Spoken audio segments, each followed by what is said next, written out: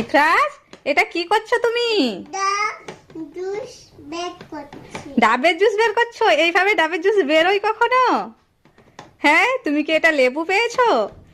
অরেঞ্জের জুস এইভাবে বেরোয়, আঙুরের জুস বেরোয়, কিন্তু ডাবের জুস তো এইভাবে বেরোয় না। না না, বেরোয় না। ডাবকে কাটতে হবে তো, কেটে ওর জুস বের করতে হয়। ডাবের ভেতরে পানি থাকে না। হ্যাঁ, নামিয়ে নাও নামিয়ে নাও, ওইভাবে বেরোয় না।